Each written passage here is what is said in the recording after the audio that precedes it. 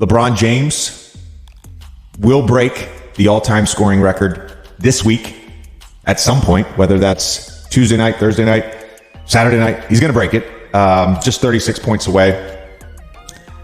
I think this is the greatest individual statistical record that you can have in the NBA.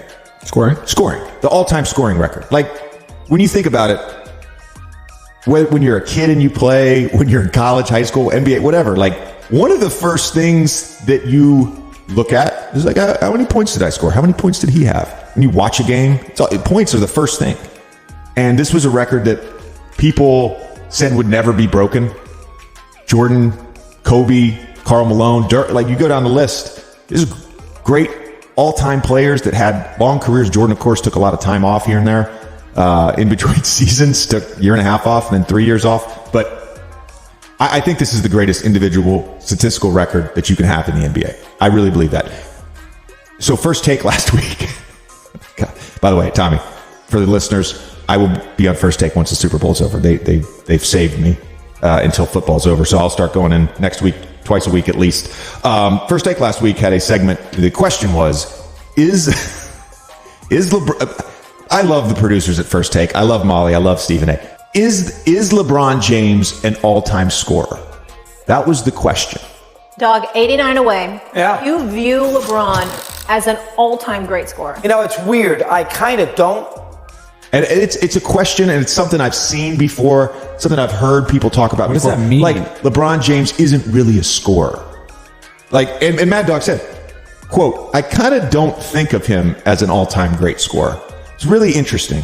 I just want to point a couple things out. So LeBron James, we can talk about his longevity, and that's part of the reason he's breaking this record. He's got the 5th highest career scoring average all time in the NBA. Jordan is first, 30.1. Wilt just behind him, 30.07. The next three, Elgin Baylor, Kevin Durant, LeBron James. LeBron is 0.06 points behind Kevin Durant and 0.14 points behind Elgin Baylor. So he's essentially one of the 3 greatest all-time scorers by scoring average. By scoring average. Yep. It's not just a longevity thing. All right? Better career shooting percentage from 2 than Kevin Durant. Way better than Kobe. Better than Jordan. 9th all-time in threes. On top of that, he's 4th all-time in assists. Yeah.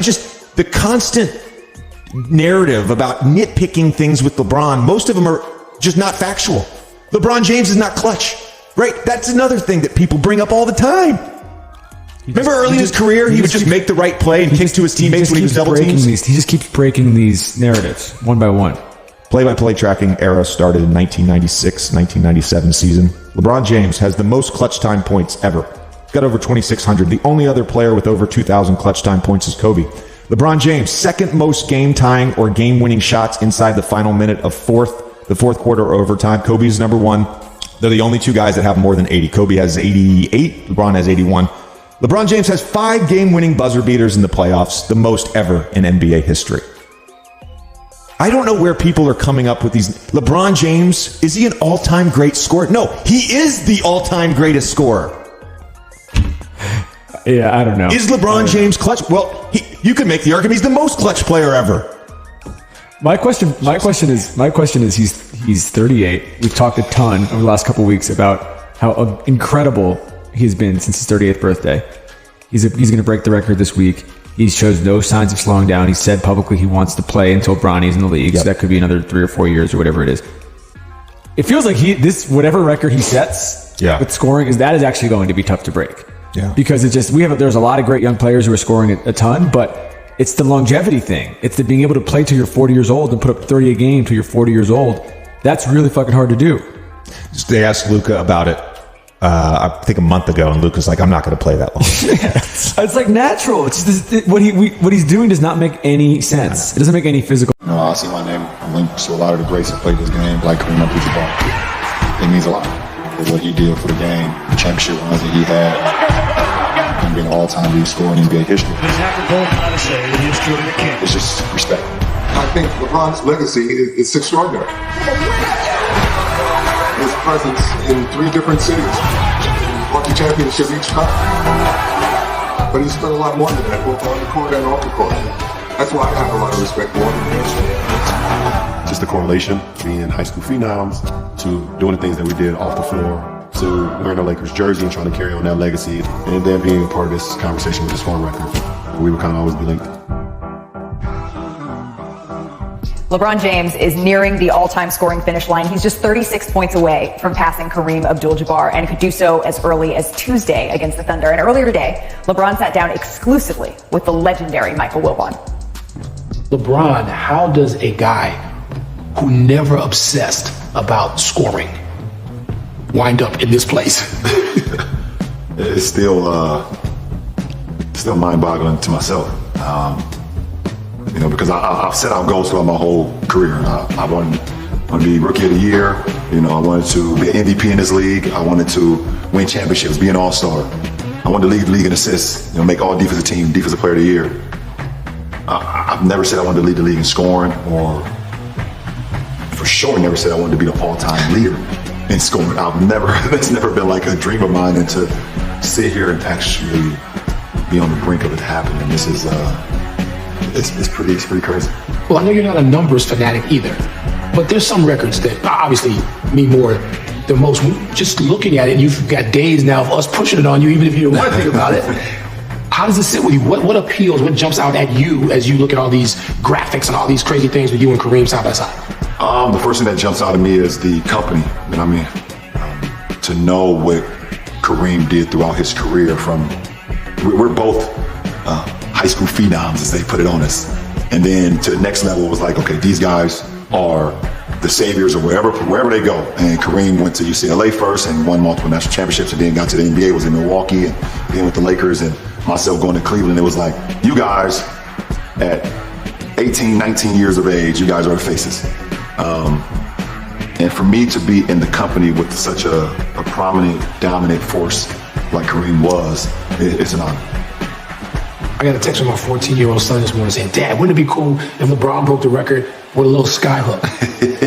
And I said it might be cool, but it prompts me to ask, did you, in the backyard, did you ever toy with it? Or now, because you toy with so many things. Yeah. Have you toyed with the sky hook at all? I've toyed with it more recently than I did when I was a kid. When I was younger, I grew up in the era of like the fadeaway sensation that MJ kind of started, or the crossover sensation that Allen Iverson created, or the no-look pass.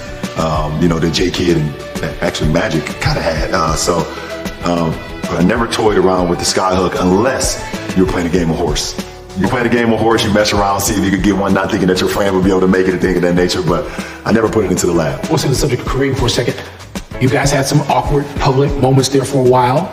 But what's it like now? Are you guys good? Have you talked? What's the relationship like now with you and Kareem? It's all good. At the end of the day, we're part of a franchise that's so historic in the game of basketball, that means so much to so many people, not only here in Los Angeles, but all over the world, that it just makes sense. It's kind of weird how the stars align. And the fact that I'm sitting at the brink here and being a part of this franchise with so many greats, with Kareem, with Kobe, with Shaq, with Magic, Jerry West, Will Chamberlain, Elgin Baylor, so on and so on, the list goes on. It's just an honor for me, a kid from Akron, Ohio, to be in Los Angeles. Me and my friends and my mom always talk about, we from the lower LA. We call ourselves lower LA, now we in the big LA now. So we go from lower Akron to Los Angeles, and it's just an honor for me to be a part of it. I think that you passing Magic, the greatest passer of all time, on the assist list, and Kareem is more impressive, and nobody talking about that. The scoring and the passing. To me, that combination is insane. Being a historian you are, I'm sure you've thought about it, even if nobody's talking about it. If it was somebody else that was doing it, I would be looking at it just like you, Mike, and be like, that's insane. That's insane for one individual to be on the brink of being an all-time scorer in the NBA history, and also top 5 all-time in assists. And he's not a point guard. It's truly remarkable for that to be accomplished. But it makes it weird for me when I think, dang, it's actually me who's doing it. That makes it weird on me. But you cared more about the Magic side of that equation all your life. For sure. I've always got a kick and a joy out of being able to bring the ball up or get the ball and be able to assist my teammate in seeing them score. I've always had a joy from that, even when I was when I first started playing the game of basketball in my little league. It was something that's always been a pride and joy of mine to be able to pass the ball and make everyone feel just as important as the first guy getting off the bench or the first guy that started. Has this been stressful at all? The chase? No, because it was never a goal. It was never a journey. The stressful part for me is competing every single day to try to bring home the Larry O'Brien trophy, and how you trust the process along the way. Try not to get frustrated along the process throughout each season, but still keep the main thing. Understand that we're trying to build. I want to build greatness every single day to try to compete for the Larry O'Brien trophy. Like, that's the stressful part. But especially, does it require more patience this year? Yeah, it requires some patience you maybe didn't know you had. A lot of patience. What's that like on a daily basis? And obviously, people talk about day by day. You've got to deal with that. Yeah, well, I mean, for me, it's challenging, but I'm 10 toes down. So I understand that once I show up to work, once I show up to, the job description, and that's being a leader of the ball club every single day, there's no opportunity, there's no slight for me on what my mindset is. My mindset is how we can be great today and how we can maximize today for either the next game, for the next road trip, for the next film session, for the next practice, for the next bus ride, plane ride. Like, I have that mentality of if we can maximize today, then it makes the next challenge that much more easy for us. Is health, I don't want to say the only thing. Obviously, there are factors in this competition, but you feel if you guys are healthy, as is, you can make a run. I believe so. Health has been, since we won the championship in 2020, health has been on the wrong side of our franchise. Yeah. And I believe, and I'm looking at the landscape of the league, we got some great teams, some great players, guys are coming out and being amazing this year. And but I also feel confident in our ball club and our personnel that if we can be healthy and get enough games under us where we get some momentum and we get some chemistry, and we know, okay, this every single night we have this starting lineup, we have this rotation, we got guys that's filling in, and we know there's going to be nicks and bruises, guys going to be games off here, games off there. We understand that, but for the majority, if we can be healthy going down the later stretch of the season, we give ourselves a good chance. No team has ever asked a guy, forget 38, 34, probably past that. No team, I don't know that any sport in North America has ever asked a guy to do as much as the club needs you to do, as much as you're asking yourself. How long can that go on? I mean, for me, I'm trying to push the limit. What's the limit? I don't know. I hope I don't know. I hope I never see it. But it's what the job description requires of me. Until my job description is lower or less than, this is my job description. This is my job description. My job description is to do more and be productive at it. And I guess at this point, I wouldn't want to know other one.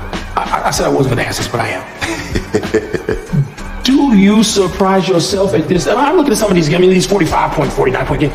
Does any of that at this point, knowing what you know, being the historian you are, every great player started to have a little nosedive, even if they were great occasionally at 35, 36, 37. They didn't do anything like this. Do you surprise yourself? I would say I do. There's occasions out on the floor. I would say it's more sometimes like the back-to-back games or the third game in 4 nights, where sometimes I'll wake up and I'm like, oh, I ain't gonna make it tonight. I just feel it. I said, yeah, it's 20 years it got to me tonight. Ain't gonna be good tonight. And then I get out on the floor and I'm running past, 21-year-olds jumping higher than 23-year-olds. I feel real good on how I'm playing the game. Not only physically, but more importantly, just like mentally. I'm just so much more sharper now at year 20 than I was at year 10 or even year 15. Well, definitely disappointed. I can't sit here and say I'm not disappointed on not being able to land such a talent, but someone that I had great chemistry with, and know I got great chemistry with on the floor that can help you win, championships. In my mind, in my eyes. But my focus has shifted now. My focus has shifted back to where it should be, and that's this club now, and what we have in the locker room. That's a quick pivot, LeBron. It's a quick pivot. It don't take me long. I don't get too excited about the possibilities of things that can be. I kind of envision myself on what it can, but I don't invest it all the way until I know it's happening. And when it does not happen, I'm back locked in on the job at hand. So You know, we had an opportunity out there. Our names was out there. The Lakers' name was out there. We had an opportunity. Didn't happen. We move on, and we finished the season strong. Try to get a bid into the postseason, where I feel if we go in healthy, and we compete with anybody.